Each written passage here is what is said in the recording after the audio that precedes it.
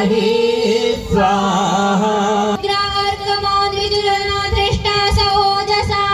मरुद्भिरग्नागहि स्वाहा ॐ ये शुभ्रघोरवर्पसः शुक्षत्रासोरिषादसः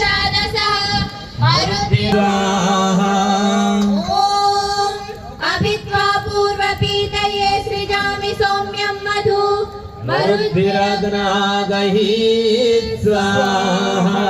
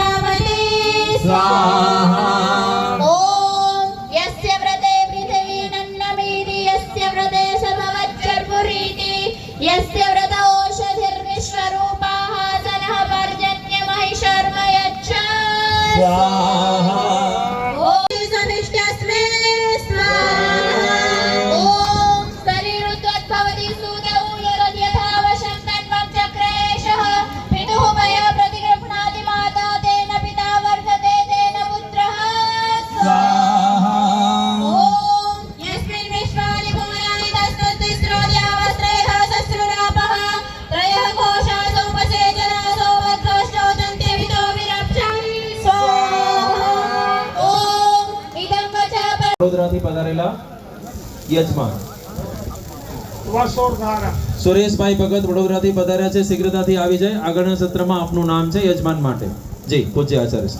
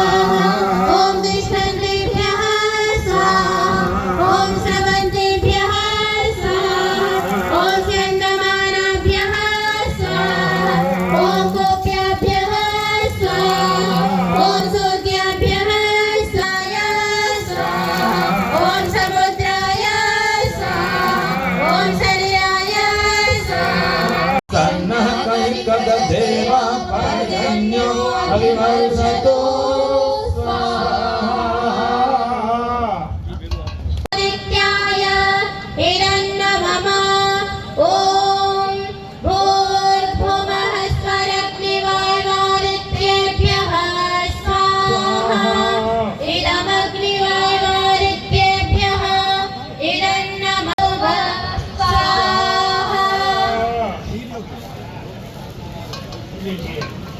शुरू से गायत्री छंद वाले मंत्र ओम स्वप्नं पृथिव्याधि सहोनः सोमपृथुधाः स्वाहा।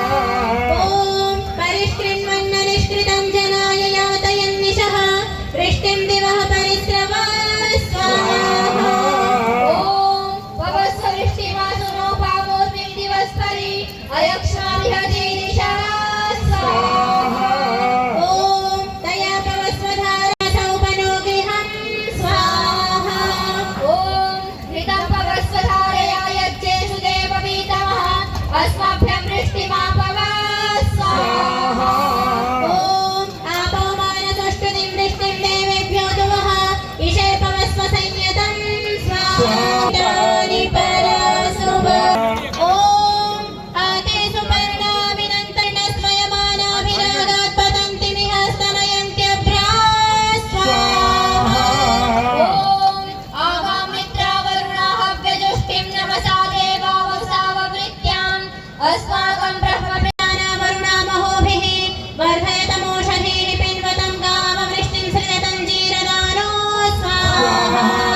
ओम भूर्भुवः स्वः अच्छावरदवसं गिर्भिराभिस्वैपार्जन्यं नमसा विवासा कलिकृतद्विषभो जीरदानो रेतो ददात्योषधीषु गर्भं स्वाहा। ओम विवृक्षान् हन्तु दहन्ति रक्षसो विश्वं विधाय पूर्णं महावधात् उदानागायीषति કરાવીને પોતાનું યજમાન પદ ओम षष्ठो वादः भवतां षण्णस्तवद सूर्यः षण्णः कलिकृतदेवः पर्जन्योऽभिवर्षतु स्वाहा। ॐ तिष्ठन्तिभ्यः स्वाहा। ॐ स्रवन्तिभ्यः स्वाहा। ॐ स्यन्दमानाभ्यः स्वाहा। गोप्याभ्यः स्वाहा। ॐ सूद्याभ्यः स्वाहाभ्यः स्वाहा। ॐ अर्णवाय स्वाहा। ॐ समुद्राय स्वाहा। ॐ शैलाय स्वाहा। ॐ वाताय स्वाहा। ॐ धूमाय स्वाहा। ॐ अभ्राय स्वाहा। ॐ मेघाय स्वाहा। ॐ विद्योतमानाय स्वाहा। ॐ स्तनयते स्वाहा। ॐ महान्तं कोशमुदजाविशिंसविद्युतं भवतु वातु वातः तन्वतां यज्ञं बहुधा विसृष्टा आनन्दिनी रोषधयो भवन्तु स्वाहा। ॐ आवच्यस्व सुदक्षचक्रोः सुतो विश्वं महण्यण्यविष्पतिः वृष्टिं दिवः पवस्वरितिमवां जिन्वागविष्टयेधि अमृतोपस्करणमसि स्वाहा। और एक बार ओम अमृतापिधानमसि स्वाहा। और एक बार सिर में हाथ नहीं करेंगे। हाथ उठा गया ना तो सिर में नहीं करते हैं।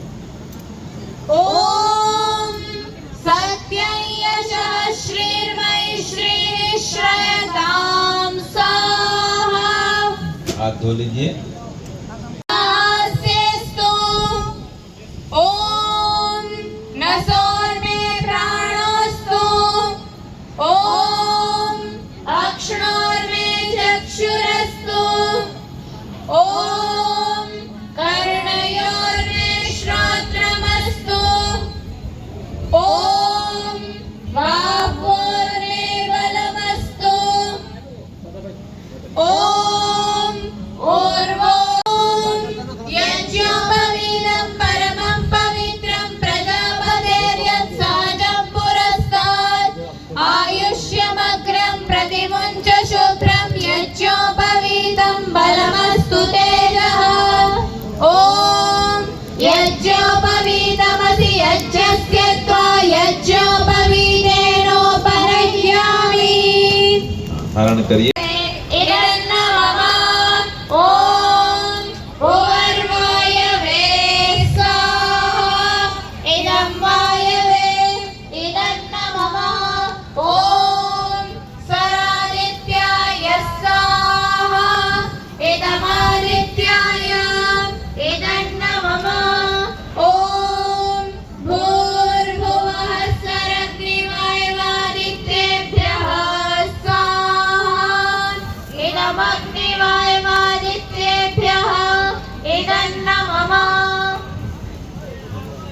स्वाहा बोलो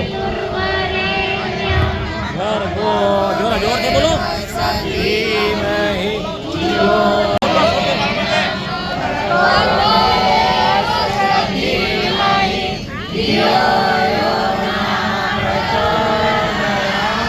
स्वाहा ओम भूर्भुवः स्वाहा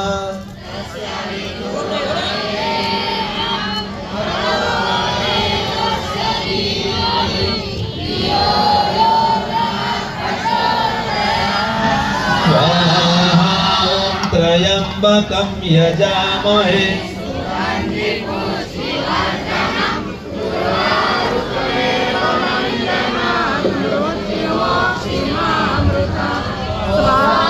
ओम त्र्यंबकं यजामहे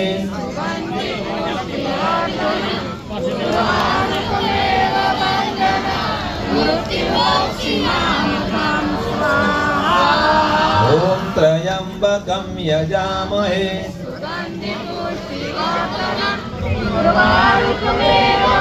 बुद्धि आपकी बढ़े, आप बुद्धिमान बनो। ठीक है, समझते हैं हिंदी आप लोग? हिंदी समझन पड़े छे हैं? वाह भाई वाह, बहुत सरस। तो अगर आपको बुद्धि बढ़ानी है तो क्या करेंगे? गायत्री मंत्र का जप करेंगे। आपका उम्र कितना हो गया? आयु कितना? एज हैं 13। आप 13 बार गायत्री मंत्र जप करना। आपका उम्र कितना? 13। आप भी 13 बार। आप भाई 13, सब 13 वाले हैं तो सब 13 बार करना। फिर आपकी आयु कितनी हैं? 11 बार करना। आपकी आयु कितनी बेटी? 8। आप 8 बार करना। चलेगा ना? जिसकी आयु जितनी है उतने बार करना। और शाम को 11 बार 11 वाले जिसकी जितनी आयु है। एक काम करना। दूसरी बात, माता पिता को पगे लगना है। आप पगे लगते हो हैं? कौन कौन माता पिता को पगे लगता है? ऊंचा करो हाथ थोड़ा।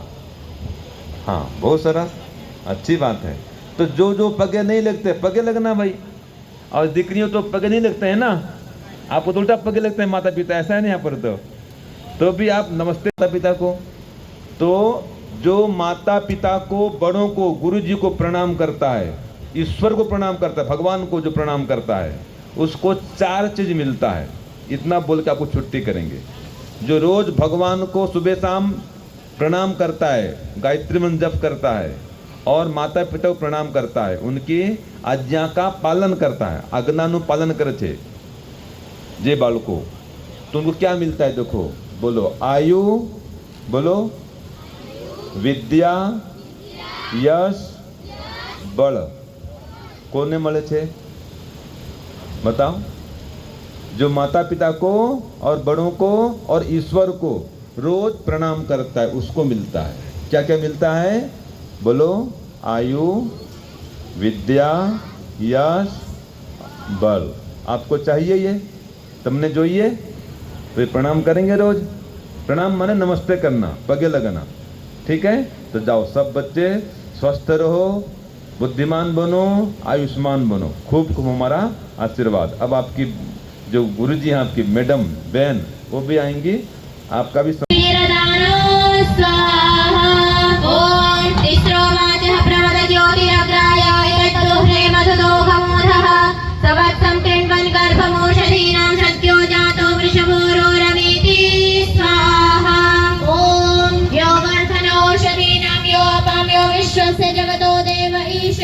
सत्रिनाथ शरणं शर्म यत्सन्त्रिवर्तु ज्योतिः स्वभिष्टस्मे स्वाहा।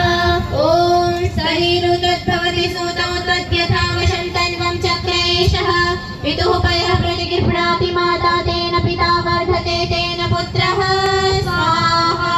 ॐ यस्मिन् विश्वानि भुवनानि तस्तुस्य श्रोत्यावस्त्रेधा ससुरापः त्रयः कोशासौ उपसेचनासौ मध्वश्चोदन्त्यभिलो वैरप्शं स्वाहा।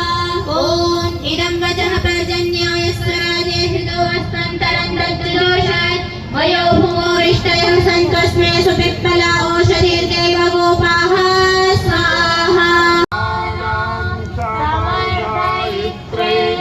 सर्वान्नः कामान्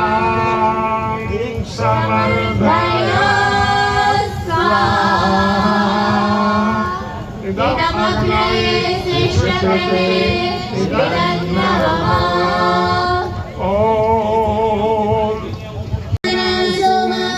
यद्भद्रं तन्नासुवा स्वाहा ॐ सत्यं तेषामवन्तो धन्वञ्चिता रुद्र्या सह मेहं गृह्णवन्त्यमातां स्वाहा ॐ वाष्टेव विद्युन्मिमादिवत्सन्नमातासि शक्ति यदेषां वृष्टिर्सर्जी स्वाहा ॐ दिवाचित्रमहागृह्णवन्ति पर्जन्येन पृथिव्या अधि तहो नः सोमपृत्सुधाभ्यां वृष्टिमापव स्वाहा ॐ आपो मानसुष्टुतिं वृष्टिं देवेभ्यो दुवः इषेमवस्व संयतं स्वाहा ॐ तेनो वृष्टिं दिवस्मरि भवन्तामासु वीर्यं स्वाहा ॐ भूर्भुवः स्वः तत्सवितुर्वरेण्यं भर्गो देवस्य धीमहि धियो यो नस्तवतु सूर्यः चन्द्रमकलिकणदेवः पर्जन्यो अभिवर्षतु स्वाहा आ जाइए सहयोगी यजमान બાપાનું લેજો ભલા ओम विश्वामित्रे विवर्धन्यं नभसा विवास वरेणो ददात्योषधीषु गर्भं स्वाहा ॐ विरिच्छानन्दितवन्तिरत्रतो विश्वं विहाय भुवनं महामनात् उदानागाईशते विष्ण्यावतो यत्पर्जन्यस्तनयन्मध्यदुष्कृतः स्वाहा ॐ रथीवकषयाश्वाभिक्षिपन्नान् विद्युतान् कृणुते वर्ष्याः मूढसिंहस्य स्तनजागीरते यत्पर्जन्यः कृणुते वर्ष्यं नभः स्वाहा ॐ प्रवादानान्ति प्रदयन्ति विद्युतौ दोष स्वाहा ॐ यस्य व्रते पृथिवीरन्नभीति यस्य व्रते शपना भवन्तु त्वतो निपादाः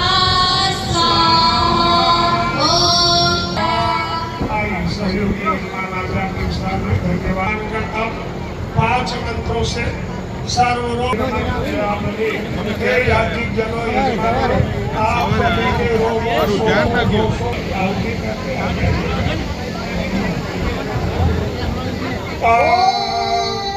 विश्वानि देव सवितर्दुरितानि परासुव यं शिवशक्ति शीर्षामयं कर्णशूलं विदाहितं सर्वं शीर्षण्यं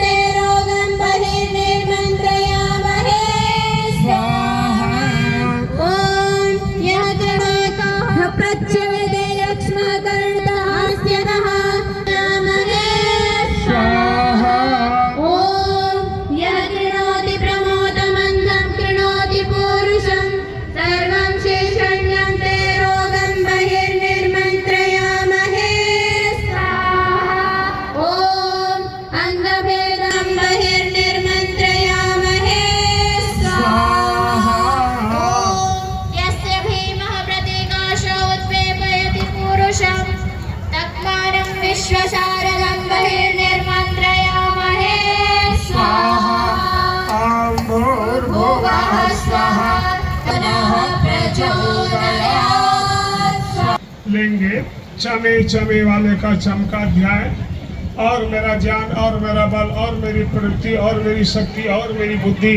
प्रत्येक सभी यज्ञ कल्पुष्ट हो बढ़े कल्पनताम क्या नहीं करते हैं तो मे प्रयतिश्च मे प्रसीदिश्च मे धीतिश्च मे क्रतुश्च मे स्वरश्च मे श्लोकश्च मे श्रवश्च मे श्रुतिश्च मे ज्योतिश्च मे स्वश्च मे यज्ञेन कल्पन्तां स्वाहा ॐ प्राणश्च मे प्राणश्च मे ज्ञानश्च मे स्वश्च मे चित्तं च मानितं च मे वाक्च मे मनश्च मे चक्षुश्च मे श्रोत्रं च मे रक्षश्च मे बलं च मे यज्ञेन कल्पन्तां स्वाहा ॐ ओजश्च मे सहस्रम કે પ્રત્યેક દિવસે 3 થી 4 ચાંદીના સિક્કાની આહુતિઓ પણ આ મહાકુંડમાં પડી રહી છે.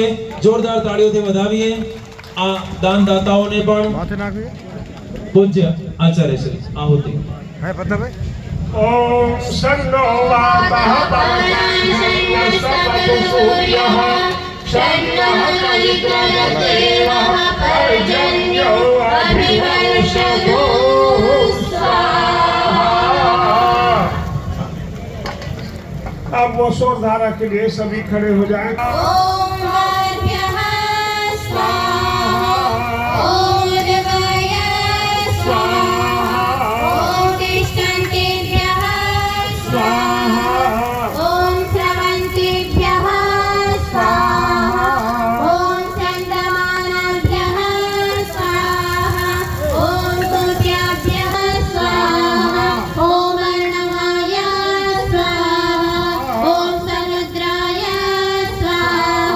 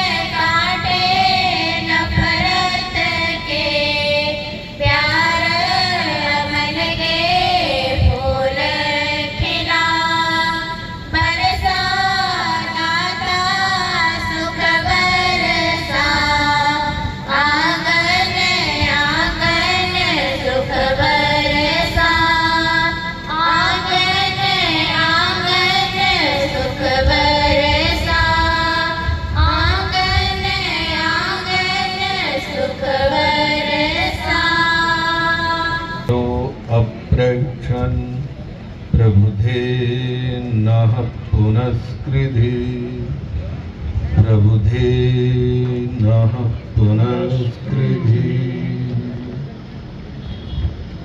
मंच पर विद्यमान उपस्थित हम लोगों के अत्यंत प्रिय और वर्षा यज्ञ के बहुत ही प्रसिद्ध विद्वान आदरणीय डॉक्टर कमल नारायण जी हमारे बीच में, हमारे अत्यंत प्रिय, जिन्हें कहने की कोई आवश्यकता नहीं है। हमें कच्छ में आपका सानिध्य बहुत प्राप्त हुआ है। हम मिलकर कच्छ में कई स्थानों पर वेद यज्ञ आदि का प्रचार किया है।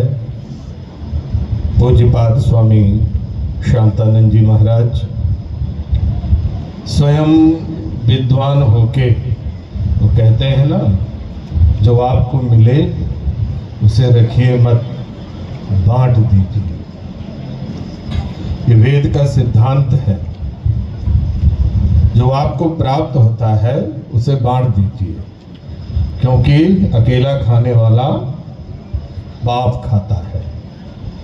केवलादो भवति केवलादि।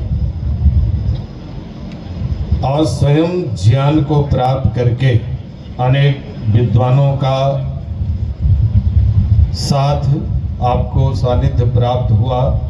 ऐसी बहन शीतलबेन जी, जो कि रोजड़ में, मैंने कहा, स्वयं विद्वान होके और भी बहनों को और भी ब्रह्मचारिणियों को तैयार कर रही हैं। ये हम सब के लिए अत्यंत सौभाग्य और खुशी की बात है, क्योंकि आप महर्षि दयानंद के कार्य को बहुत अच्छी प्रकार से आगे बढ़ा रहे हैं।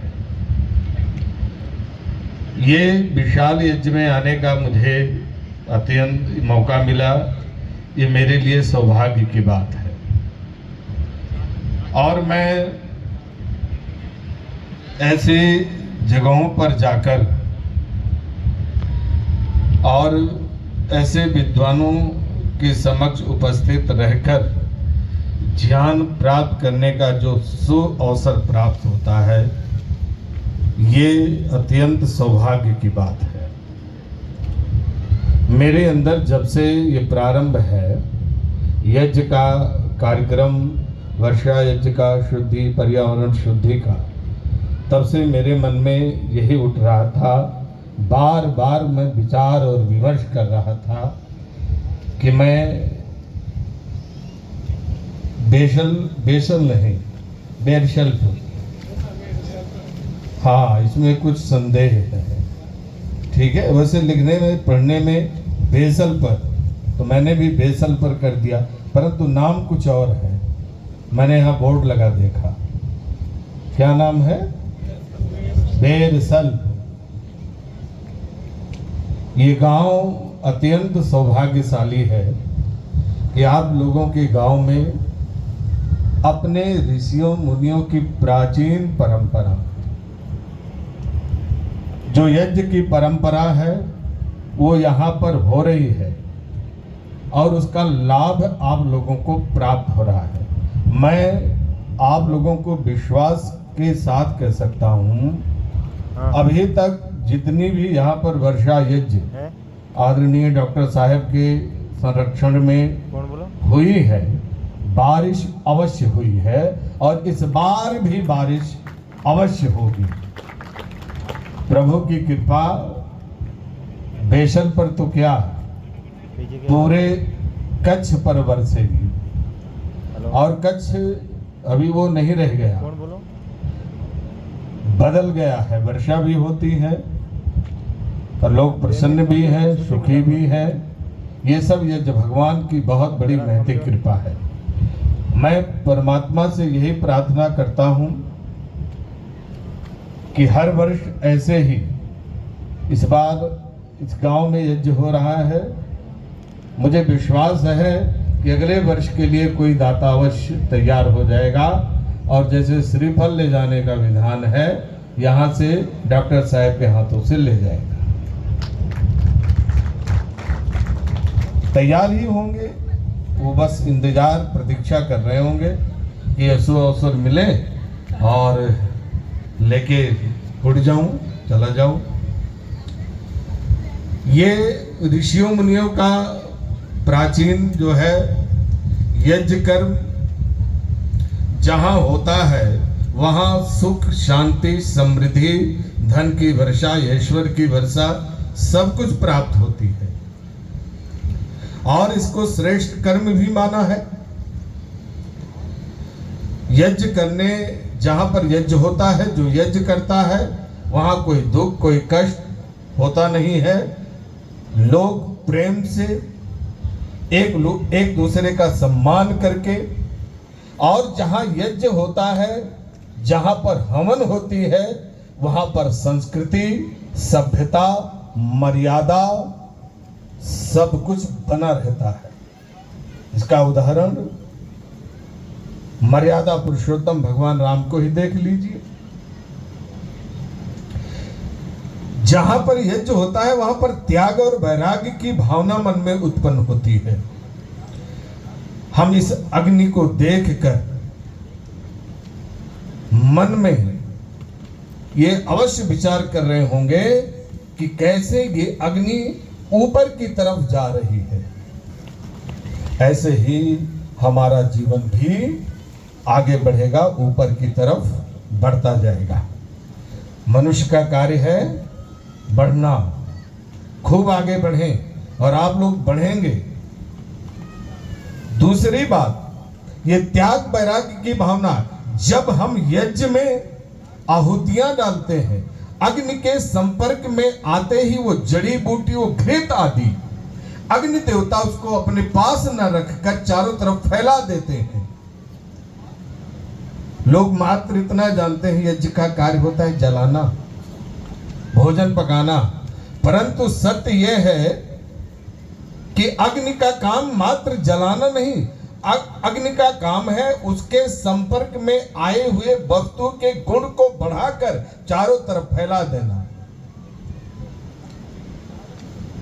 और हम लोग ही नहीं, बेरसलपुर गांव ही नहीं,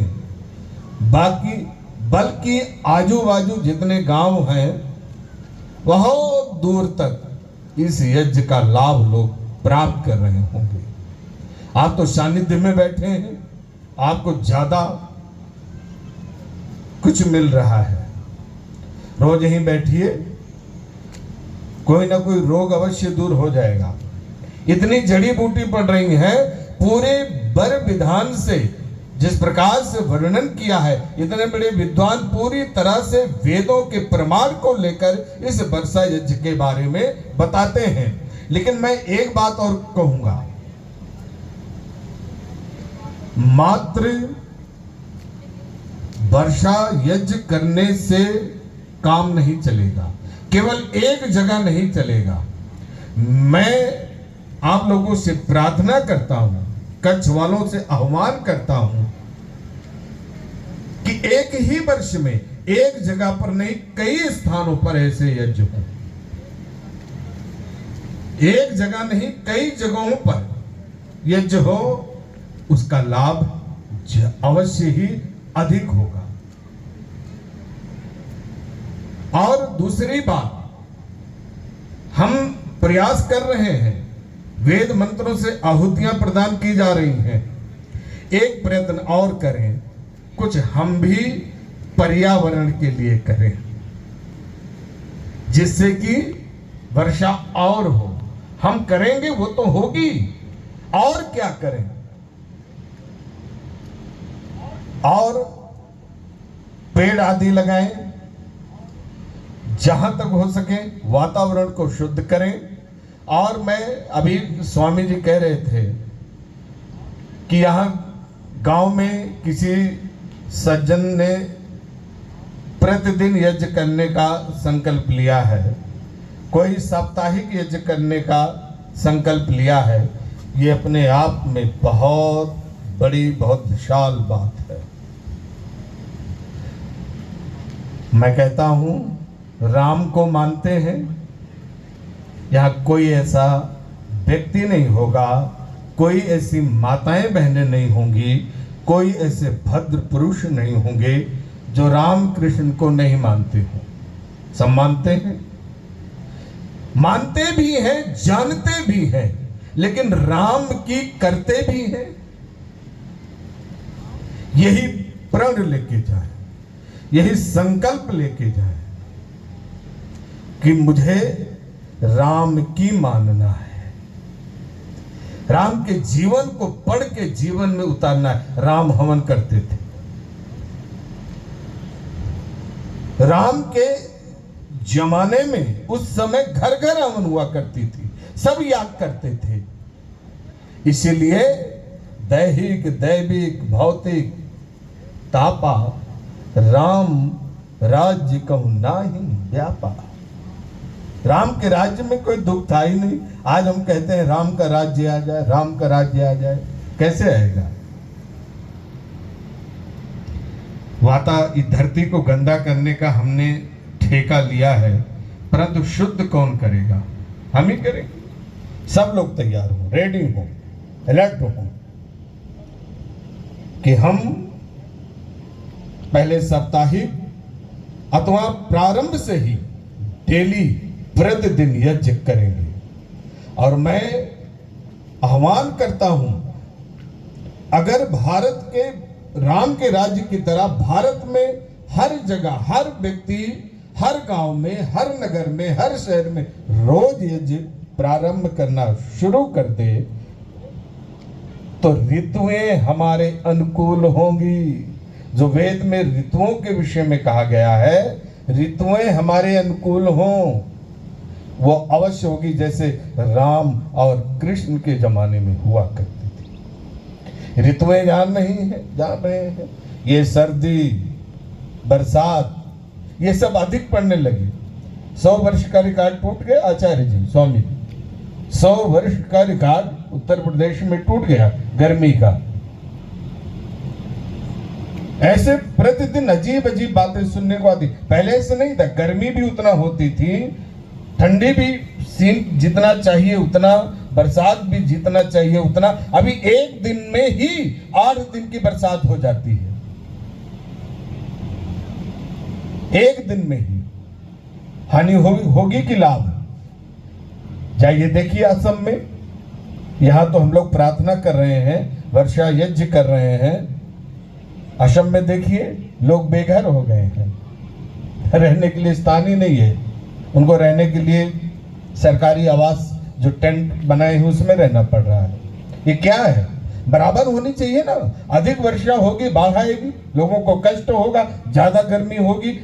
हीट वेव से कितने लोग मर गए? अभी कहीं कहीं हीट वेव चल भी रहा है अभी,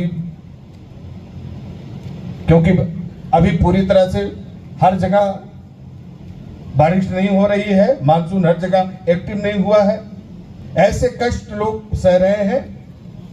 इतनी ठंडी के जमाने में हम लोग, ठंडी जो है उत्तर प्रदेश के ठंडी जो है कितनी होती है पता है? इस वर्ष हम जनवरी में गए तो मुझे लगा कि मैंने ऐसी ठंडी आज तक नहीं देखी, ज्यादा पड़ गई है। वहीं जन्म लिए ये सारी जो है हमारे अनुकूल नहीं है। इनके लिए हमें तत्पर होना पड़ेगा, हमें तैयार होना पड़ेगा। जगह जगह पर यज्ञ होना चाहिए। एक ही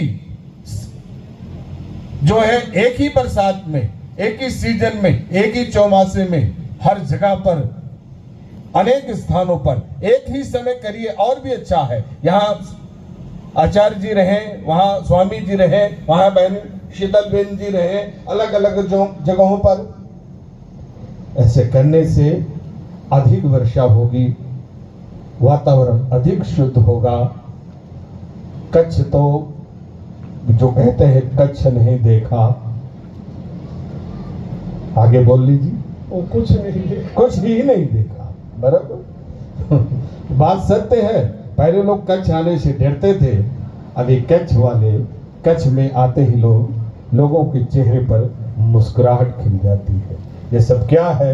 ये सब आप लोगों की देन, इस यज्ञ की देन। मैं ज़्यादा बात नहीं कहूँगा, मैं इतना ही कहूँगा, वातावरण को शुद्ध रखिए, पर्यावरण को शुद्ध रखिए। निश्चित तौर से आयु भी बढ़ेगी, वर्षा भी होगी, अन्न भी होगा, सब कुछ प्राप्त होगा। भगवान की असीम अनुकंपा प्राप्त होगी, आशीर्वाद प्राप्त होगा। आप लोगों का धन्यवाद, आदरणीय डॉक्टर साहब का बहुत बहुत धन्यवाद, कमल नारायण जी का, जिन्होंने मुझे कुछ शब्द आपके बीच में कहने के लिए। अंग्रेजी काल में डॉक्टर हेपकिन ने ब्यूबेनिक प्लेग नामक एक ग्रंथ लिखा। उसमें एक चर्चा लिखी कि 11 मार्च 1898 में मद्रास के sanitary commissioner doctor colonel King ने मद्रास विश्वविद्यालय के छात्रों को संबोधित करते हुए ये कहा, प्लेग जैसी महामारी की रोकथाम के लिए चावल, शक्कर और केसर को मिलाकर बहुत विशाल मात्रा में जलाने से प्लेग की महामारी रुकती है। और उस काल में वहाँ प्लेग की महामारी फैली थी, लोगों ने प्रयोग किया और वो प्लेग की महामारी रुकी। तब जा करके हेपकिन ने उसका उदाहरण लिख करके लिखा कि हवन करना बुद्धिमत्ता का कार्य है और बहुत लाभकारी है, ऐसा उस काल के अंदर अंग्रेजी विद्वान ने लिखा। तो यज्ञ एक महत्वपूर्ण कार्य है। इसके द्वारा सभी प्रकार की, जैसे आज मैंने बताया, यज्ञ के 9 आयाम या 9 लाभ हैं। केवल वर्षा ही नहीं, अन्य भी इसके अवान्तर कई लाभ है, उसकी चर्चा की थी। समय तेजी से आगे बढ़ रहा है। पूज्य स्वामी जी महाराज ने कह दिया कि नहीं, मैं तो नहीं बोलूँगा, बाद में देखूँगा, समय बचे तो। इसलिए मैं पूरा समय के लिए प्रार्थना कर रहा हूँ पूजनीय आचार्य शीतल जी से कि वे अपनी भाषा के अंदर आपको सुंदर मार्मिक उपदेश प्रदान करेंगी। पुरोहित जय कुमार जी, અનાહિતાગ્નિની અંદર આહુતિ આપવાનું સૌભાગ્ય પ્રાપ્ત કરવાવાળા યજમાનો, બહારથી પધારેલા અતિથિ મહાનુભાવો, વસોર ધારાની ક્રિયા જ્યારે થાય છે, વસોર ધારાની ક્રિયા એટલે કેરડાવાળી ક્રિયા। જ્યારે આપણે કરીર, સંસ્કૃતની અંદર કેરડાને કરીર કહેવામાં આવે છે। કરીર જ્યારે નાખીએ છીએ, યદ્યપિ કરીર લીલો છે, તાજો કાપેલો છે, રોજના રોજ ટ્રેક્ટર ભરાઈને આવે છે, આમ છતાં પણ જ્યારે પણ કરીરની આહુતિ આપીએ છીએ ત્યારે જે અગ્નિની જ્વાળા આ યજ્ઞકુંડમાં ઉઠે છે, કોઈ આપણામાંથી એવો વિરલો છે, ચેલેન્જ છે આ એક ક્રિયા જે છે। ઉપર જે નાનકડી એક ઠીવી રાખવામાં આવી છે, નાના નાના છિદ્રોવાળી। વસોળ ધારા વખતે નિયમ છે કે ઘૃત એ પાત્રની અંદર નાખવાનું છે, પણ લગભગ હજી સુધી બધી જ આહુતિઓ સ્વાહાકારની સાથે વસોર ધારાની ક્રિયા સમયે એ પાત્રની અંદર વિધિવત પડી હોય એ ચેલેન્જ હજી સુધી કોઈએ સ્વીકાર કર્યો નથી। હજી 3 દિવસ વધ્યા છે, આ ચોથો દિવસ છે, 2 દિવસ છે। કોઈને આ ચેલેન્જ સ્વીકાર કરવું હોય એટલા માટે હું યાદ અપાવું છું કે તમે જૌહર ક્રિયાનું નામ સાંભળ્યું હશે। રાજસ્થાનની રાજપૂતાણી બાઈઓ પદ્મિનીનું જૌહર અત્યંત પ્રસિદ્ધ છે। 16,000 રાણીઓએ એક સાથ જૌહર ક્રિયા કરી હતી। જૌહર અર્થાત અગ્નિ સ્નાન। આપણે તો અગ્નિથી કેટલા દૂર છીએ, અને તો માતાઓ હતી, પુરુષો પણ આ જ અગ્નિને ખમી નથી શકતા, સહન નથી કરી શકતા. એ જૌહર ક્રિયા. અને કોઈ સાધારણ બાઈઓ નહોતી, રાણીઓ હતી, રાજકુમારીઓ હતી. રાણીઓ માટે તો એવું વિધાન છે, એવું શાસ્ત્રની અંદર સાંભળવા મળે છે, અપશ્ય સૂર્યમ અપશ્ય દારા, અર્થાત રાણીઓ અંતઃપુરમાં વાસ કરે છે. એ અંતઃપુરમાંથી બહાર પ્રાય નીકળતી નથી. મર્યાદાઓ હતી એ જમાનાની અને આવશ્યક હતી એ જમાનામાં કે ક્યારે સૂરજના દર્શન નથી કરતી. અસૂર્યમ પશ્યા દારા વ્યાકરણની અંદર બહુ પ્રસિદ્ધ ઉદાહરણ છે. તો આવી કોમલાંગીની રાણીઓએ, રાજપૂતાણીઓએ આ અગ્નિ સ્નાન કરી શોક માટે કર્યું? શું કામ કર્યું? જ્યારે પણ વસોર ધારા ક્રિયા થાય છે અને આપણે બધા ટેબલથી નીચે ઉતરીને દૂર પહોંચી જઈએ છીએ, કોઈ એકાદ વિરલો હોય છે જે ઉપર પાત્ર જે રાખ્યું છે એની અંદર વિધિવત તો એ પણ પૂરું નથી કરી શકતા, પણ પુનરપી હિંમત છે કે નાખવાનો પ્રયાસ કરે છે. આટલું કઠોર કાર્ય ત્યારની મહિલાઓ, આ તો એક ઉદાહરણ છે. એની પાછળ એક જ કારણ હતું, શીલ અને સંસ્કૃતિની રક્ષા. આજે આપણે એસીની અંદર બેસીને, મસ્ત સોફાની અંદર બેસીને પણ આપણી સંસ્કૃતિને સુરક્ષિત રાખવામાં અસમર્થ છીએ. આપણી સંસ્કૃતિથી આપણે કેટલા દૂર નીકળી ગયા છીએ. 2-3 દિવસથી આપણે રોજ ચર્ચા કરી રહ્યા છીએ. આજે આપણને જૌહર નથી કરવા, આજે આપણને અગ્નિ સ્નાન કરવાની આવશ્યકતા નથી.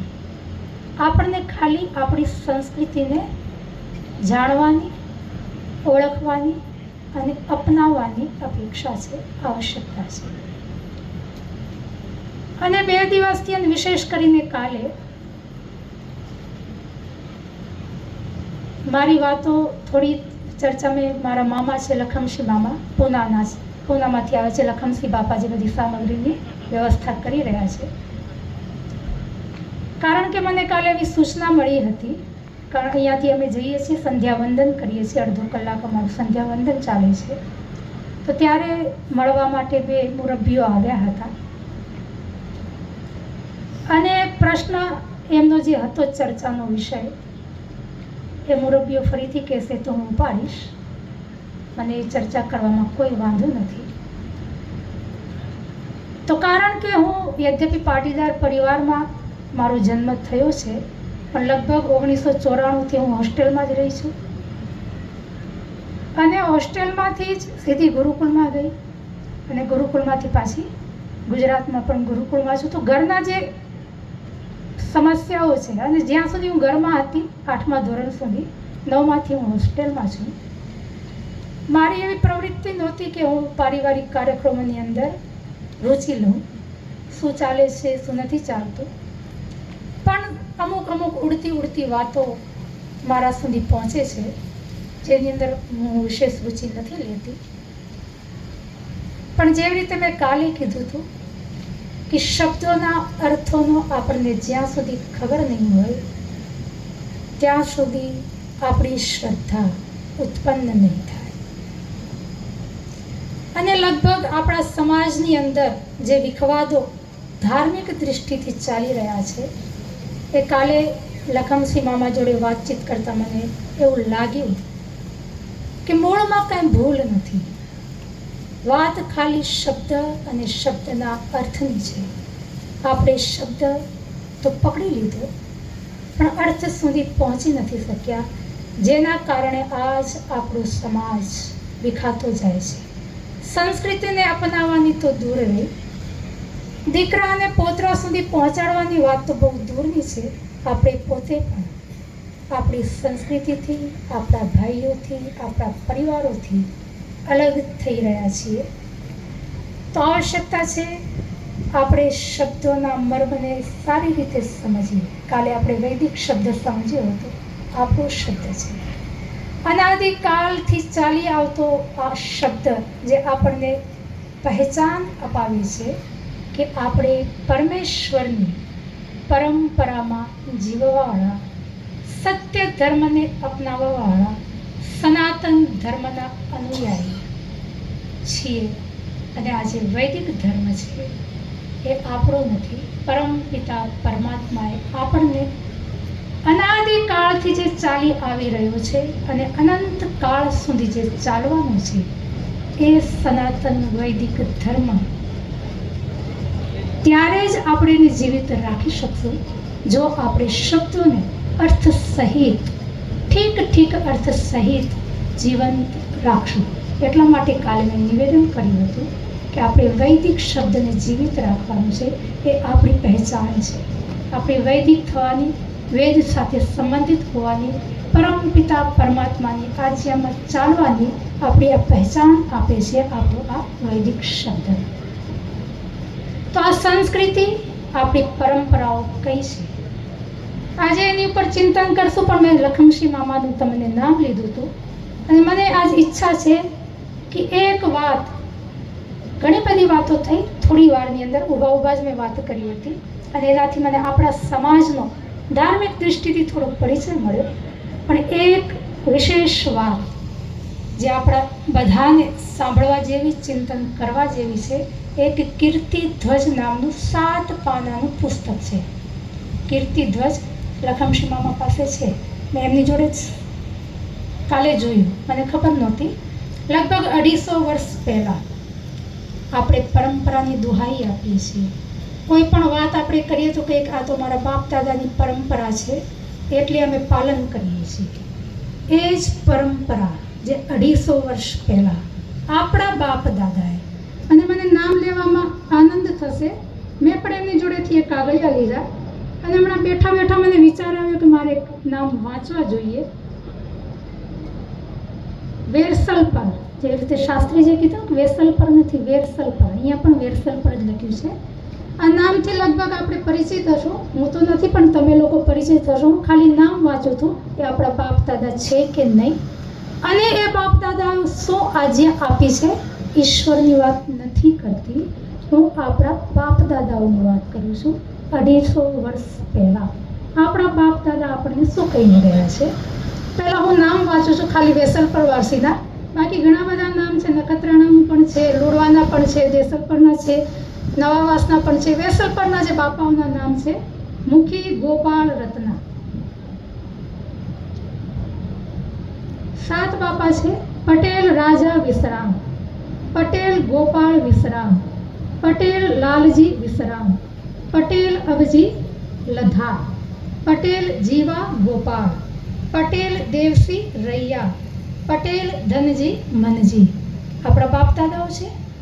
ખાલી હાથ ઉઠાવીને મને અનુમતિ આપશો. આપણા બાપ દાદાઓ છે. આ બાપ દાદાઓએ કીધેલી વાત હવે હું તમને કહેવા જઈ રહી છું અને આ પ્રમાણ છે, કલ્પના નથી. અને એમની જ પંક્તિ, ઘણી બધી પંક્તિઓ એમને લખી છે પણ એક પંક્તિ મને વાંચવાની ઈચ્છા છે અને આ પુસ્તક તમને લખમશી મામા પાસેથી ઉપલબ્ધ છે. મને એમની જોડેથી જ મળ્યું છે. મેં આ સવારે જ એને જોયું છે.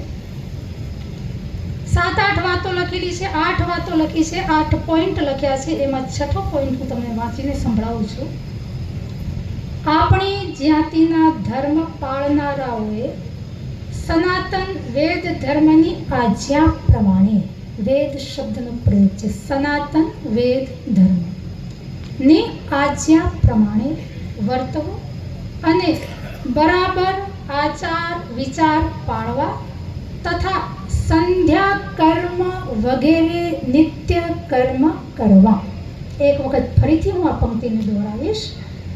આપણી જ્ઞાતિ પાટીદાર જ્ઞાતિ, આપણી જ્ઞાતિના ધર્મ પાળનારાઓએ સનાતન વેદ ધર્મની આજ્ઞા પ્રમાણે વર્તવું અને બરાબર આચાર વિચાર પાળવા તથા સંધ્યા કર્મ વગેરે નિત્ય કર્મ કરવા. સનાતન વેદ ધર્મ જે કાલે આપણે અપનાવ્યો, સત્ય સનાતન વૈદિક ધર્મ, એ જ આ સનાતન વેદ ધર્મ છે. વેદથી સંબંધિત જે પણ કંઈ હોય એને વૈદિક કહેવાય છે. તો આપણે કાલે જોયું હતું આ 250 વર્ષ સંવત 1832નું લખાણ છે. આજે ચાલી રહી છે સંવત 2081, લગભગ 250 વર્ષ પહેલાનું આપણા બાપ દાદાઓએ કરેલું આ લખાણ આજ પણ વિદ્યમાન છે. આપણું સૌભાગ્ય છે આપણે આને વાંચીએ અને સમજીએ, વિચાર કરીએ. શબ્દોની કંઈ ખેલ છે, બધા અર્થથી બહુ દૂર થઈ ગયા છે. બાકી આપણી અંદર કોઈ મનમુટાવ નથી, કોઈ ભેદ નથી, કોઈ વિખવાદ નથી. આપણે અર્થોને પકડીએ, સાચા અર્થોને સમજીએ, ત્યાં જ બધા વિખવાદો શાંત થઈ જશે. વિઘટનની અંદર હંમેશા વિનાશ હોય છે, સંગઠનની અંદર જ જીવન છે, ચૈતન્ય છે. સમૂહની અંદર જ બળ છે, અસ્તિત્વ છે. સંસ્કૃતિ અને સભ્યતાની સુરક્ષા, ધર્મની સુરક્ષા સંગઠનથી જ થાય. એક વ્યક્તિનું સામર્થ્ય નથી કે સંગઠનને સંભાળી શકે. તો આની અંદર આપણા બાપ દાદાઓએ 250 વર્ષ પહેલા કીધું છે કે સંધ્યા કર્મ જેવા નિત્ય કર્મ કરવા. તો આજે આપણે નિત્ય કર્મની ચર્ચા કરીએ, કારણ કે બાપ દાદાઓ આપણી પરંપરા 250 વર્ષ પહેલા સ્થાપિત કરી અને એમાં લખ્યું છે કે આપણે પાછા આપણી પરંપરામાં આવીએ. એનો મતલબ કે પહેલા આપણે પરંપરામાં હતા, વચ્ચેનો એવો કંઈક કાળ આવી ગયો કે આપણે પરંપરાથી વેગળા થઈ ગયા અને વળી પાછા આપણા બાપ દાદાએ કીધું કે આપણે આપણી પરંપરાને અપનાવીએ અને આપણી પરંપરા છે સનાતન વેદ ધર્મ. આજે આપણે સનાતન વેદ ધર્મને થોડો સમજવાનો પ્રયાસ કરીએ. કાલે મેં તમારી વચ્ચે વિચાર આપ્યો હતો કે આ સૃષ્ટિ પરમપિતાએ બનાવી, એની સાથે આ સૃષ્ટિમાં કેવી રીતે રહેવું, કેવી રીતે આ સૃષ્ટિના પદાર્થોની સાથે વ્યવહાર કરવો, એનું જ્ઞાન આપણને વેદના માધ્યમથી આપીએ. જ્ઞાનનું નામ જ વેદ છે. ઋષિઓના અંતઃકરણમાં પ્રેરણા કરી, જેવી રીતે આજ પણ આપણને પ્રેરણાઓ થતી હોય છે, એ પ્રેરણાઓ આપણને આપણી ભાષામાં જ થતી હોય છે. તેવું નથી કે આપણે પૂર્વજો જે હતા એ વાંદરા હતા. વાંદરા એના પૂર્વજો હતા જે માને છે. આપણા પૂર્વજો વાંદરા નહોતા, આપણા પૂર્વજો ઋષિ છે. એ ઋષિઓ ભાષાને પણ જાણતા હતા, એ ઋષિઓ લિપિને પણ જાણતા હતા. ઉત્તમ પ્રકારનું વાણી, વર્તન, વ્યવહાર, વિચાર કેવી રીતે કરવો એ બધું જ જ્ઞાન સૃષ્ટિના પ્રથમ દિવસથી આપણી વચ્ચે વિદ્યમાન છે. એ જ ઋષિ પરંપરાથી આજ પણ આપણા સુધી ચાલી આવી રહ્યું છે અને આજ આપણું કર્તવ્ય છે આપણે એને ઓળખીએ, જાણીએ, સમજીએ, જીવીએ અને આગળની પેઢી સુધી એને પહોંચાડીએ. તો એ વેદની અંદર જે કર્મનું વિધાન કરવામાં આવ્યું છે, એ કર્મ કયા કયા કર્મ છે? સૌથી પહેલા મારી ઈચ્છા છે, કારણ કે વિષય આપણો યજ્ઞનો છે, તો થોડું યજ્ઞ ઉપર 2 પંક્તિ 2 મિનિટ માટે.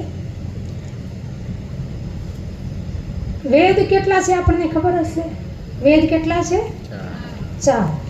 કયા કયા છે એકવાર નામ બોલી જશો ક્રમથી? સૌથી પહેલો વેદ ઋગ્વેદ. ખાલી માતાઓ તરફથી અવાજ આવે છે, ભાઈઓ બધા સાયલન્ટ છે. હવે માતાઓ નહીં બોલે, ભાઈઓ બોલશે, કારણ કે સ્વામીજી હંમેશા માતાઓને ટોકે છે. હવે હું માતાનો પક્ષ લેવાની છું. હવે ભાઈઓએ બોલવાનું છે, માતાઓ નહીં બોલે. ભાઈઓને બોલવાનું છે પહેલો વેદ ઋગ્વેદ, બીજો વેદ યજુર્વેદ, ત્રીજો વેદ સામવેદ, અથર્વવેદ કોઈએ નામ લીધું હતું, સામવેદ, અને ચોથો વેદ અથર્વવેદ છે. માતાઓને તો બધી ખબર છે સ્વામીજી, ભાઈઓને પણ થોડું શિક્ષણ આપો, કારણ કે તમે ઘડી ઘડી માતાઓને ટોકો છો. ગાયત્રી મંત્ર કે માતાઓ નથી બોલતી તો ભાઈઓ કયા બોલે છે? ભાઈઓ પણ ફરતા જ હોય છે ખેતરની અંદર. ભાઈઓ કોઈ અહીંયા ખાલી પંડાલ હોય છે, કોઈ ખુરશીઓ બધી ખાલી હોય છે, કોઈ ભાઈ દેખાતો જ નથી. 2-4 ભાઈઓ એક કામ સોંપેલું છે એટલે બેઠા છે, એ તો એ પણ ભાગી જાય. તો માતાઓ તો ધૈર્યપૂર્વક સવારથી લઈને સાંજ સુધી બેઠેલી હોય છે. છોકરાઓને પણ સાચવે છે, પરિવારને પણ સાચવે છે અને પતિઓને પણ સંભાળે છે. પતિઓને કાલે એક બેનની શિકાયત હતી વેસલપરવાળા ભાઈઓ પ્રત્યે. એ ચલો આપણે કાલ વિષયને લેશું, વળી આપણે વેગળા થઈ જશું. ના, આજે થોડુંક એ થોડો લાંબો ચાલશે, હું પ્રેમથી લઈશ વિષય. મારે લેવો છે પણ પ્રેમથી લઈશ. ભાઈઓનો કાલે દિવસ છે, કાલ ભાઈઓ ઉપર આપણે વાત કરશું. આજે આપણે કારણ કે કર્મનો વિષય પકડી લીધો છે અને આપણી પાસે સમય સીમિત છે. એ બેનની બહુ પીડા હતી, એ પીડા હું ભાઈઓ સુધી પહોંચાડવાની એક કડી છું, કારણ કે ભાઈઓ સાંભળતા નથી એનો પરિચય છે કે મને એને વચ્ચે રાખવી પડી છે. તો આ 4 વેદમાં સૌથી પહેલો વેદ છે ઋગ્વેદ. લગભગ 20,000 મંત્રો છે આપણા ચારે વેદોના થઈને. અને સૌથી પહેલો ઋગ્વેદનો સૌથી પહેલો જે મંત્ર છે અને પરમપિતા પરમાત્માએ સૌથી પહેલી જે આપણને આજ્ઞા આપી, જે સલાહ આપી, જે સૂચન આપ્યું, ઘરની અંદર આપણા માતા પિતા સૌથી પહેલી સલાહ આપને કઈ આપે? જે આપણા માટે અત્યંત લાભકારી હોય એ આપે, અથવા કરો તો પણ ચાલે, ના કરો તો પણ ચાલે એવી જે વાત હોય એ પહેલા આપે? કઈ વાત સૌથી પહેલા આપણને સૂચિત કરવામાં આવે? સૌથી વધારે લાભકારી, જેના વગર આપણું જીવન સુખમય સંપન્ન થઈ શકવામાં અસમર્થ હોય એવી વાત માતા પિતા સૌથી પહેલા આપે અને વારે ઘડીએ આપે. તો પરમપિતા પરમાત્માએ પણ વેદના 20,000 મંત્રની અંદર આ સૃષ્ટિની અંદર બધા જ પદાર્થોનું વર્ણન કરેલું છે, સંક્ષેપમાં, સૂત્ર રૂપમાં કરેલું છે. જેવી રીતે કાલ ગીતાનો એક શ્લોક તમારી સામે રાખ્યો હતો કે વૃષ્ટિ યજ્ઞનું વર્ણન છે સૂત્ર રૂપમાં, યજ્ઞાત ભવતિ પર્જન્ય. હવે તમારું કામ છે કે યજ્ઞથી પર્જન્ય કેવી રીતે આવે છે એ આપણે શોધવાનું છે. અને એ સામર્થ્ય પણ ઈશ્વરે આપણને આપેલું છે કે આપણે ચિંતન મનન કરીએ તો આપણને પ્રક્રિયાઓ પ્રકટ થાય છે. અને જે પ્રક્રિયા જેને પ્રકટ થાય એ વ્યક્તિ એ પ્રક્રિયાનો દ્રષ્ટા કહેવાય.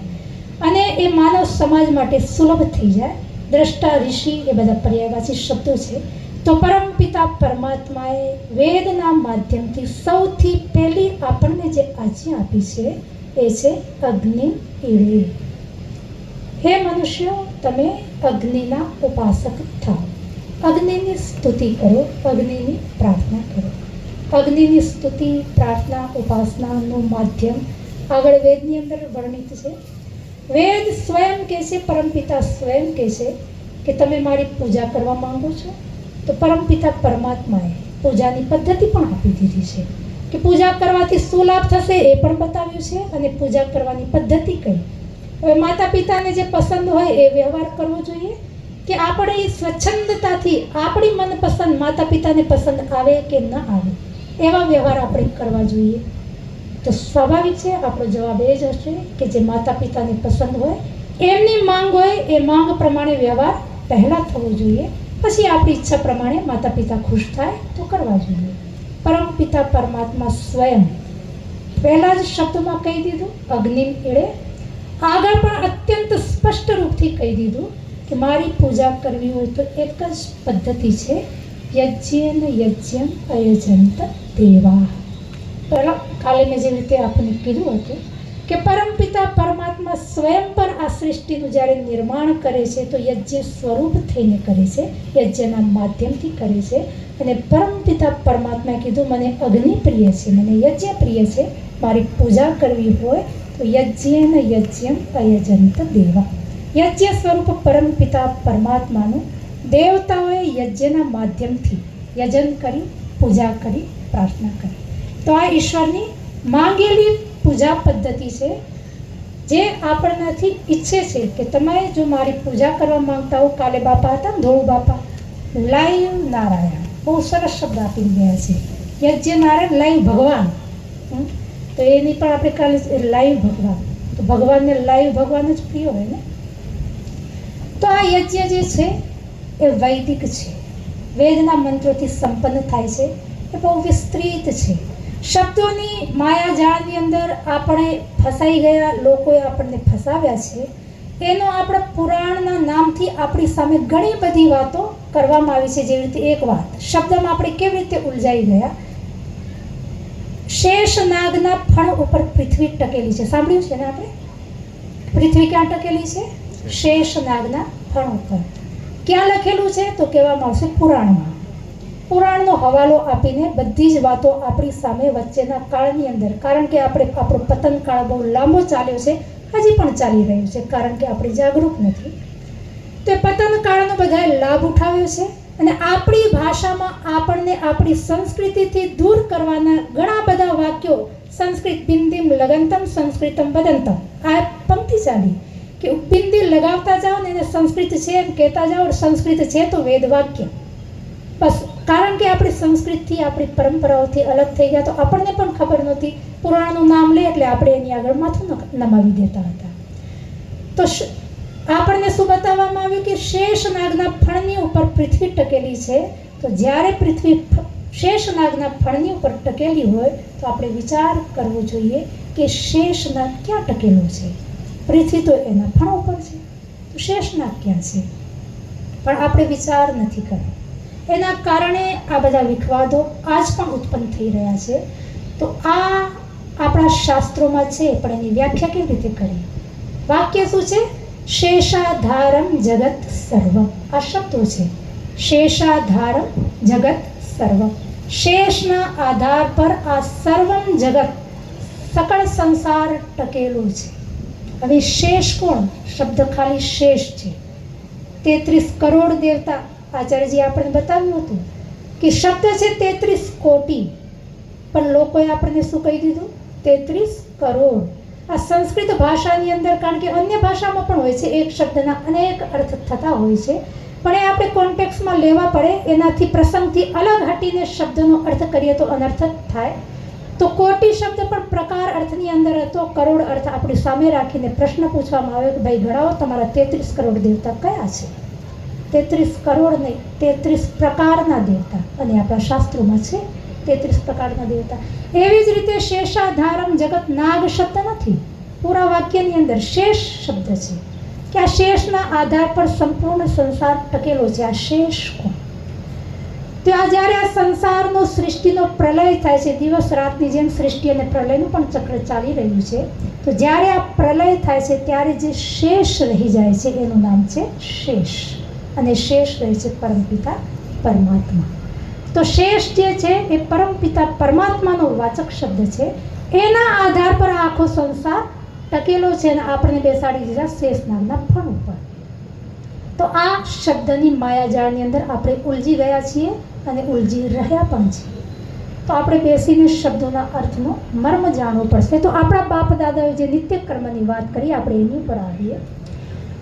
આપણા વૈદિક ધર્મની અંદર 3 પ્રકારના કર્મ બતાવવામાં આવ્યા છે: નિત્ય કર્મ, નૈમિત્તિક કર્મ અને કામ્ય કર્મ.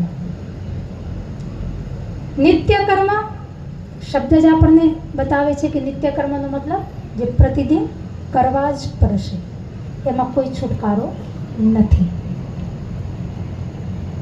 નિત્ય કર્મની પહેચાન શું? તો નિત્ય કર્મની પહેચાન જેને કરવાથી આપણને કોઈ લાભ પુણ્ય નહીં મળે, પણ નહીં કરીએ તો પાપ જરૂર લાગશે. આ નિત્ય કર્મ. જેવી રીતે આપણા ઘરની અંદર આપણે ઝાડુ પોછા કરીએ છીએ, નિત્ય કર્મ છે, નૈમિત્તિક કર્મ છે. કઈ કેટેગરીમાં નાખશો? નિત્ય કર્મ કે નૈમિત્તિક? નિત્ય કર્મ. સ્નાન કરવું નિત્ય કર્મ કે નૈમિત્તિક? આળસીઓ માટે નૈમિત્તિક હોઈ શકે, પણ જે સજગ વ્યક્તિઓ છે, મનુષ્ય છે, બુદ્ધિમાન વ્યક્તિઓ છે, એમના માટે નિત્ય કર્મ છે. એઠા વાસણ સાફ કરવા નિત્ય કર્મ છે.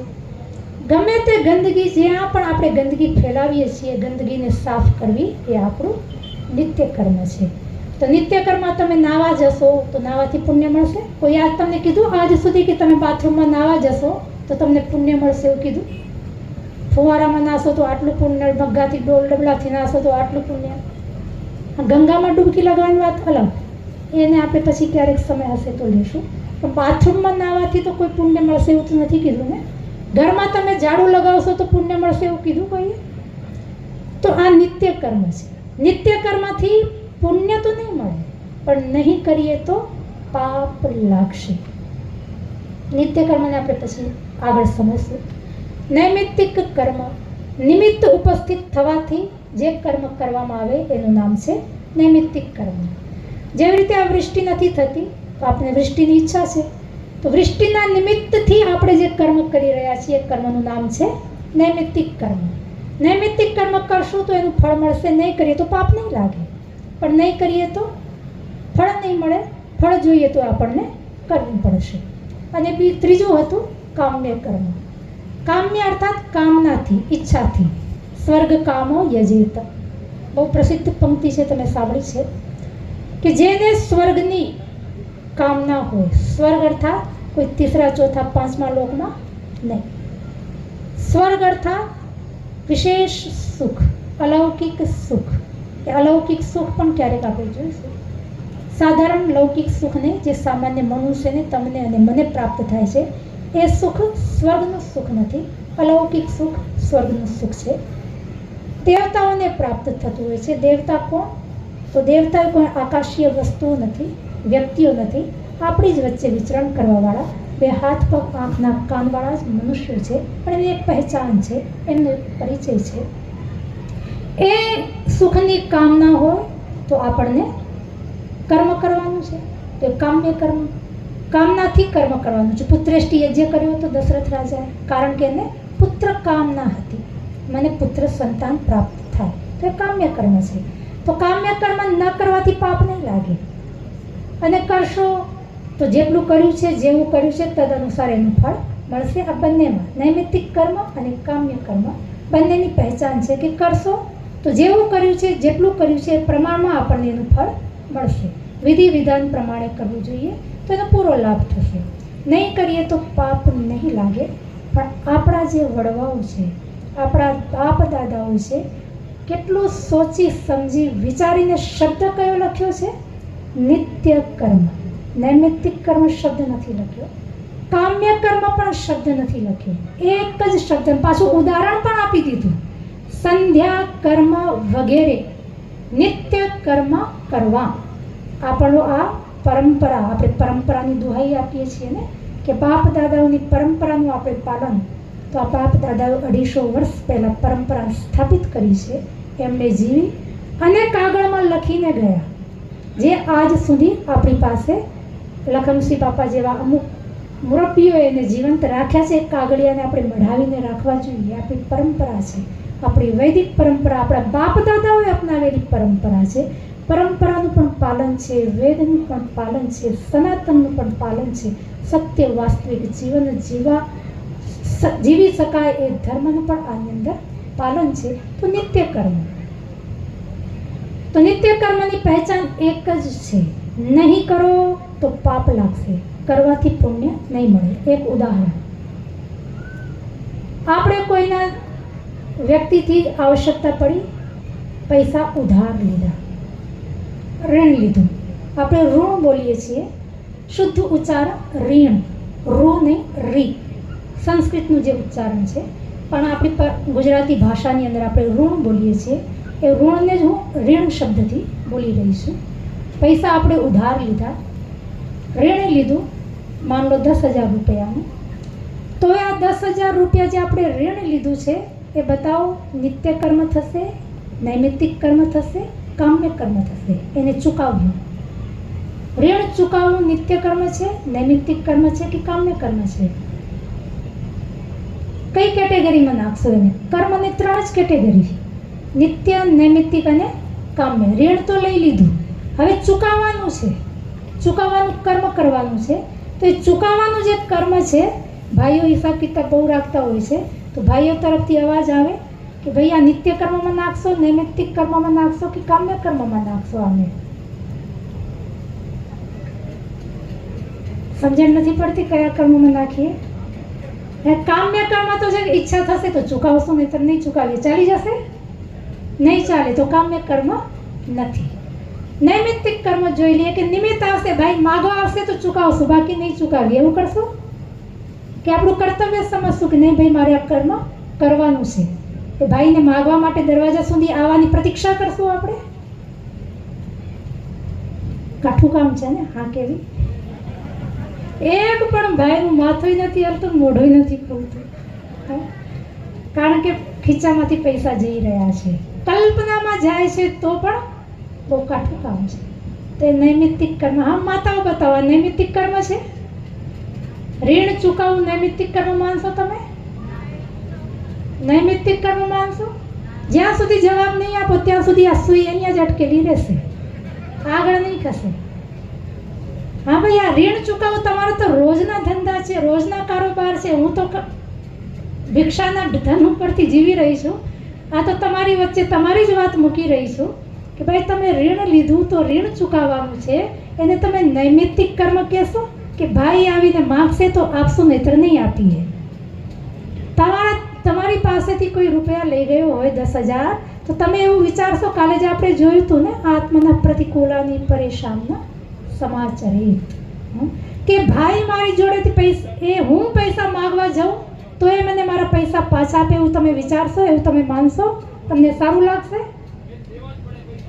દેવા પડે. બહુ સરસ. બાપા બધાના પ્રતિનિધિ તરીકે આ યજ્ઞની અંદર કામ કરી રહ્યા છે. બધાના પ્રતિનિધિ તરીકે બાપાએ કીધું આ કર્મ કયું છે? દેવા જ પડે. આ જે જ લગાવી દીધો ને, એની ઉપર બધો ભાર આવી ગયો, અને આ જશ બધા કર્મને નિત્ય કર્મ બનાવી દે છે. નિત્ય કર્મ મતલબ કરવું જ પડે, જેના કર્યા વગર છુટકારો નથી. એ નિત્ય કર્મ. તો ઋણ ચૂકવવું નિત્ય કર્મ છે. હવે 10,000 રૂપિયાનું તમે ઋણ લીધું, ચૂકવવા જશો તો ચૂકવવાથી તમને પુણ્ય મળશે. 10,000 રૂપિયા આપવા જશો તો તમને કોઈ ફૂલમાળા પહેરાવશે, સ્ટેજ ઉપર બોલાવીને તમારી વાહવા કરવામાં આવશે, તમને કોઈ એમ કહેશે કે હા ભાઈ તમે પુણ્યનું કામ કરી આવ્યા છો, પેલા ભાઈને 10,000 રૂપિયા આપી આવ્યા, આ તમારા પુણ્યની અંદર જશે? હા બાપા તમે જવાબ આપો, ના, આ પુણ્યની અંદર નહીં જાય. પણ તમે 10,000 રૂપિયા નહીં આપો તો પાપ થશે કે નહીં થાય? પાપ થશે. આ નિત્ય કર્મની પહેચાન છે. નિત્ય કર્મ એને કહેવાય જેના કરવાથી તમને પુણ્ય નહીં મળે, પણ નહીં કરવાથી પાપ જરૂર મળશે. તો આવા નિત્ય કર્મ આપણા જીવનની અંદર કયા કયા? હવે આપણે એ વિચાર કરવાનો છે, આપણા બાપ દાદા કહીને ગયા છે નિત્ય કર્મ કરવાના છે. મારી વાણી નથી, 250 વર્ષ પહેલાનું લખાણ છે, પ્રૂફ છે. તો નિત્ય કર્મનો આજે આપણે વિચાર કરવાનો છે. આપણને નિત્ય કર્મની ખબર નહીં હોય તો નાના નાના છોકરાઓને આપણે આહુતિઓ તો અપાવીએ છીએ, પણ એ શીખ શું આવશે? આપણા દીકરાઓને આપણે વારસાની અંદર પૈસા, પ્રોપર્ટી, બંગલા, ગાડી બધું જ આપી દઈએ છીએ, પણ એક ચૂકી જઈએ છીએ છે ધર્મ અને સંસ્કૃતિ. જે આપણે પરંપરામાં આગળ આપી નથી રહ્યા, એ પણ આપણું એટલું જ કર્તવ્ય કર્મ છે જેટલું ધન સંપત્તિથી દીકરાઓને સંપન્ન કરવા, ઊભા કરવા. તો આજે આપણે વિચાર કરવાનો છે. નૈમિત્તિક કામ્ય કર્મ નહીં કરીએ તો કોઈ મોટી હાનિ નહીં થાય, પણ નિત્ય કર્મ નહીં કરીએ તો પગે પગે પાપ છે, લાભ નથી, પણ નહીં કરવાથી પાપ છે. આ પાપથી બચવું હોય તો આપણને નિત્ય કર્મની પહેચાન હોવી જોઈએ. નિત્ય કર્મ કયા? તો આ નિત્ય કર્મને આપણા વૈદિક ધર્મની અંદર 5માં વિભક્ત કરવામાં આવ્યા છે. સૌથી પહેલું નિત્ય કર્મ જે આપણા બાપ દાદાઓએ કીધું, સંધ્યા કર્મ વગેરે નિત્ય કર્મ કરવા. સૌથી પહેલું સંધ્યા કર્મ વગેરે. વગેરેની અંદર આપણે જોઈશું કયા કર્મ છે. સૌથી પહેલું કર્મ કયું બતાવ્યું? સંધ્યા કર્મ. એને જ આપણા વૈદિક શાસ્ત્રોની અંદર કહેવામાં આવ્યું છે બ્રહ્મ યજ્ઞ. સૌથી પહેલું નિત્ય કર્મ છે બ્રહ્મ યજ્ઞ. આ 5 કર્મ એને આપણે ધ્યાનથી સાંભળવાનું, બહુ સંક્ષિપ્તમાં, કારણ કે સમય આપણી પાસે થોડો છે. સૌથી પહેલું બ્રહ્મ યજ્ઞ. બ્રહ્મ મતલબ ભગવાન, પરમપિતા પરમાત્મા, અને બ્રહ્મ પરમાત્માની વાણી, વેદ. તો પરમાત્માની ઉપાસના કરવી, પરમાત્માનું ધ્યાન કરવું, કારણ આપણા જીવનની એક પણ પળ પરમપિતા પરમાત્માની કૃપા વગર વ્યતીત થતી નથી. આ શ્વાસ જે ચાલી રહ્યો છે, આપણે બધા જ બેઠા છીએ, રાત્રે એકદમ ઘસઘસાટ સૂઈ જઈએ છીએ, આપણને હોશ પણ નથી હોતો કે હું છું કે નથી, ખાટલામાં છું કે નીચે પડ્યું છું, હું આંગણામાં છું કે ઘરમાં છું, સ્ત્રી છું કે પુરુષ છું, લગભગ મરદા જેવા જ હોઈએ છીએ, મૃત્યુની અવસ્થામાં જ લગભગ હોઈએ છીએ. એ સમયે પણ આપણો શ્વાસ ચાલી રહ્યો છે, કોઈ આપણી સુરક્ષા કરી રહ્યો છે. આ દેહ જ્યારે આપણે સવારે ઉઠીએ છીએ આપણને સુરક્ષિત મળે છે, સુરક્ષા કોણ કરે છે? આપણો શ્વાસ કોણ ચલાવી રહ્યું છે? આપણને જે ધન સંપત્તિ, પૈસા, પ્રોપર્ટી કમાઈએ છીએ અને એનો આપણને ક્યારેક અહંકાર પણ થઈ જતો હોય છે, પણ એ જે પ્રોપર્ટી, જે ધન સંપત્તિ આપણે કમાયેલી છે, જે બુદ્ધિથી કમાઈ છે, એ બુદ્ધિ આપણે બજારમાંથી ખરીદીને લઈ આવે કે આપણા માતા પિતા 1-1 કિલો વેચીને આપણે આપી દીધી? એ બુદ્ધિ ક્યાંથી આવી? ન મિલતી અકલ કી ये दात तेरी तो क्या थी जमाने में औकात मेरी.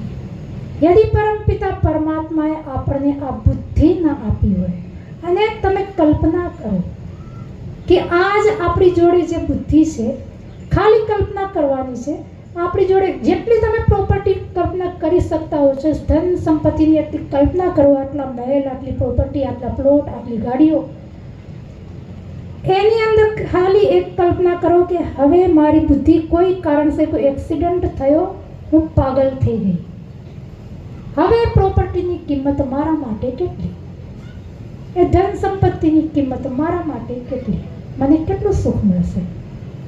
તો આ જે બુદ્ધિ જેનાથી આપણે આ બધું વસાવીએ છીએ અને વિસ્તારને આપણે પ્રાપ્ત કરીએ છીએ, એ પરમ પિતા પરમાત્માને સૌથી પહેલાં ઉઠીને વંદન કરીએ, એનો ધન્યવાદ કરીએ. આ બ્રહ્મ યજ્ઞ અને વેદની વાણી. પરમાત્મા સુધી પહોંચવું છે તો રસ્તો કયો? એ પરમાત્મા સ્વયં બતાવે છે અને એને જે બતાવ્યો છે એ વેદની અંદર બતાવ્યો છે. તો એ વેદવાણીનું અધ્યયન સીધું વેદવાણીનું અધ્યયન નથી કરી શકતા. તો વેદ આધારિત જે ગ્રંથો છે, ઘણા બધા ગ્રંથો છે, યદ્યપિ સંસ્કૃતમાં છે, એ પણ આપણે ધ્યાન રાખવાનું છે. ફરીથી વાત ત્યાં જ આવશે કે શબ્દની માયાજાળ. ઘણા બધા તમને ભાષ્યો મળશે, પણ ભાષ્યકારને જે શબ્દ જેવી રીતે સમજમાં આવ્યો અથવા જેવા એના સંસ્કારો હતા, એના ભાવો હતા, એ પ્રમાણે એને અર્થ કર્યા છે. વિવેક આપણને રાખવો પડશે કે આ સાચું છે કે આ ખોટું છે. એ વિવેકની કસોટીઓ પણ આપણને આપેલી છે, એ ફરી ક્યારેક જોઈશું. તો બ્રહ્મ યજ્ઞની અંદર પરમપિતા પરમાત્માનું આપણે ધ્યાન નિત્ય પ્રતિ કરવાનું છે અને સત્શાસ્ત્ર જે આપણને વૈદિક ધર્મ પ્રતિ લઈ જાય એનું અધ્યયન, અધ્યાપન, શ્રવણ, સ્વાધ્યાય જેને કહેવાય એ કરવું. બીજો છે દેવયજ્ઞ, જેની ચર્ચા આપણે કાલે કરશું કારણ કે થોડું વિસ્તૃત છે, એ આપણને સમજવાનું છે. ત્રીજો છે પિતૃયજ્ઞ. આ સંસારની અંદર જ્યારે આપણે પહેલો શ્વાસ લીધો તો આપણા માટે ગોદડી તૈયાર હતી. આપણે હોસ્પિટલમાં આવવાના છીએ એનાથી પહેલાં જ આપણા ઘરમાં આપણા કપડાં તૈયાર હતા, આપણા માટે ઘર તૈયાર હતું, આપણા માટે પરિવાર તૈયાર હતો, આપણને એક નામ આપવાવાળો વ્યક્તિ તૈયાર હતો, આપણા માટે ધન સંપત્તિ લૂંટાવવાળો એક પરિવાર તૈયાર હતો. આ પરિવારની સાથે આપણો સંપર્ક કરાવવાવાળો આપણો પિતા અને આપણી માતા, એની સેવા એ પિતૃયજ્ઞ છે. એના પછી છે બલિવૈશ્વદેવ યજ્ઞ. ત્રીજો બલિવૈશ્વદેવ અર્થાત જે આ પ્રાણીઓ છે, પશુ પક્ષી પ્રાણીઓ, એના થકી આપણું જીવન ચાલી રહ્યું છે. જેવી રીતે આપણે જોઈ રહ્યા છીએ કે ગાય માતા ન હોય તો સવારે ઉઠીને જેને ચાય પીવાની આદત છે ને ચાય ક્યાંથી પીશે, જેને દૂધ પીવાની આદત છે ને દૂધ ક્યાંથી મળશે. તમે ગાયને હટાવી દો તો દૂધ હટી જશે, દૂધ હટી ગયું તો ઘી ગયું, માખણ ગયું, છાશ ગઈ, દહીં ગયું, ચાય ગઈ, કોફી ગઈ, આઈસ્ક્રીમ ગઈ, બધું જ ગયું. પછી આપણા જીવનમાં કોઈ રસ, બધી જ મીઠાઈઓ ચાલી ગઈ. કોઈ મીઠાઈ દૂધ વગર આપણે ખાઈ ન શકીએ. તો આ પ્રાણીઓ, ખેતરની અંદર બળદિયો ના, તો તમે કહો છો ટ્રેક્ટર ચાલી રહ્યું છે પણ એની કેટલી હાનિઓ છે, લગભગ આજ રાત્રે ચર્ચા થવાની છે. એનાથી કેટલું પ્રદૂષણ છે એ આખી ગો કરુણા નિધિની અંદર સ્વામીજી આખું વિસ્તારથી બતાવેલું છે કે ભાઈ આ પ્રાણીઓની, ગૌ અને બળદની ઉપયોગિતા કેટલી છે. એના અતિરિક્ત જે પક્ષીઓ છે, એનું કારણ કે સમય બહુ થોડો છે, હું ખાલી સંકેત કરું છું કે આ પશુ પક્ષીઓની સેવા, એના થકી જ આપણું જીવન ચાલી રહ્યું છે. જો આ પશુ પક્ષી ન હોય તો આ વૃક્ષ વનસ્પતિ જંગલ પણ નષ્ટ થઈ જશે. આપણી સામર્થ્ય નથી કે આ વૃક્ષ વનસ્પતિ જંગલને આપણે ટકાવી શકીએ. તો આ પશુ પક્ષીઓની સેવા ભૂત યજ્ઞ અથવા બલિવૈશ્વદેવ યજ્ઞ છે. અને પાંચમો જે યજ્ઞ છે એ નૃયજ્ઞ અથવા અતિથિ યજ્ઞ. આ સમાજની અંદર આજ આપણે વૈદિક ધર્મથી દૂર થઈ ગયા, કારણ મહાભારત પછી વિદ્વાનોનો હ્રાસ થતો ગયો. તો આ વિદ્વાન, સાધુ, સંન્યાસી જે વૈદિક કાળનું અધ્યયન કરતા હતા, એ વૈદિક શાસ્ત્રોનું અધ્યયન, અધ્યાપન કરતા હતા, એનો આજ લોપ થઈ રહ્યો છે. કોઈ વેદ, આપણે કોઈ પૂછે ભાઈ વૈદિક શાસ્ત્રોના નામ બતાવો, વેદના નામ તો આપણે લઈ લીધા, પણ વૈદિક પરંપરાની અંદર જે શાસ્ત્રો ભણાવવામાં આવે છે એના નામ બતાવો તો આપણે લગભગ અસંભવ હતું બતાવવામાં. તો આ વૈદિક શાસ્ત્રો, વૈદિક પરંપરાઓ કઈ હતી, એનું કામ જેના માથે હતું એ વિદ્વાનો, સાધુ, સંન્યાસીઓ હતા. એમની સેવા, કારણ કે એ ફકીર ભિક્ષાવૃત્તિથી જીવનયાપન કરે છે, તો એમના જીવનની જિમ્મેદારી આપણી છે, ગૃહસ્થીઓની છે. તો ગૃહસ્થીઓએ આ નૃયજ્ઞ અતિથિ, અતિથિ એને કહેવાય જેની કોઈ તિથિ નિશ્ચિત નથી. વેવાઈ અતિથિ નથી. વેવાઈ તો પહેલાંથી ફોન કરીને આવશે, ભાઈ હું આવું છું. વેવાણ વેવાઈ અતિથિ નથી. માસા માસી અતિથિ નથી. મામા મામી અતિથિ નથી. અતિથિ મતલબ જેની કોઈ તિથિ નિશ્ચિત ન હોય એને અતિથિ કહેવાય. તો જમતા રમતા જોગી નામ સાંભળ્યું છે?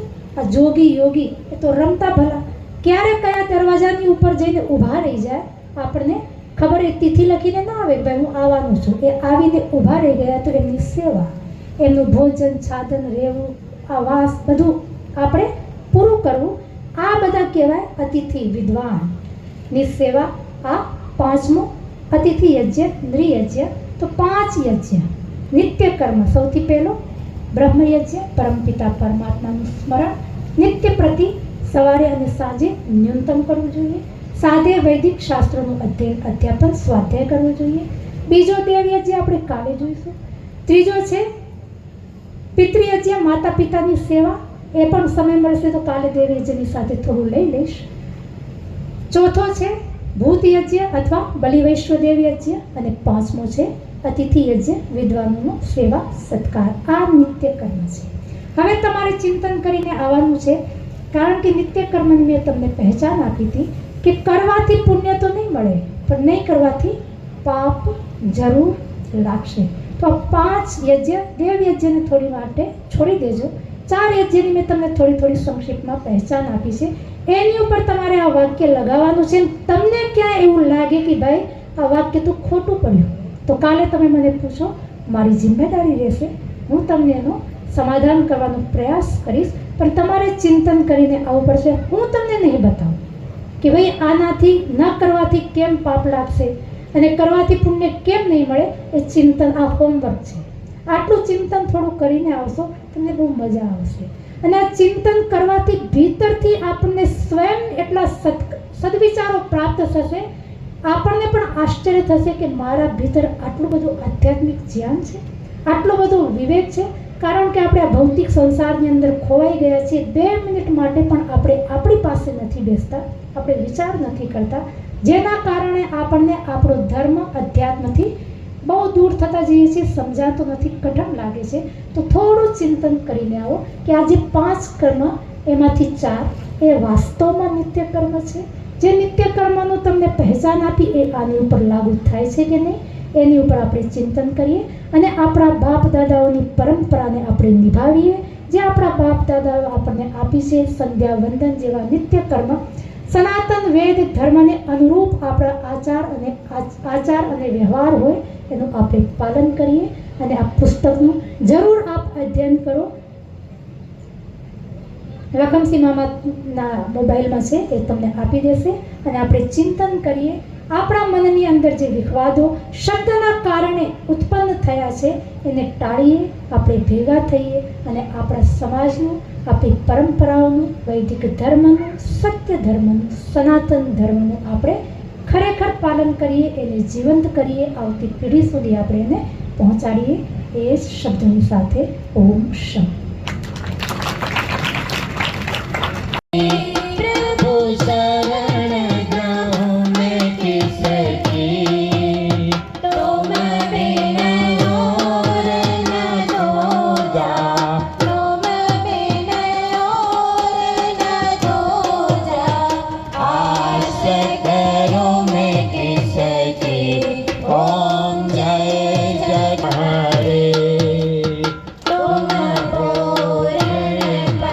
परमात्मा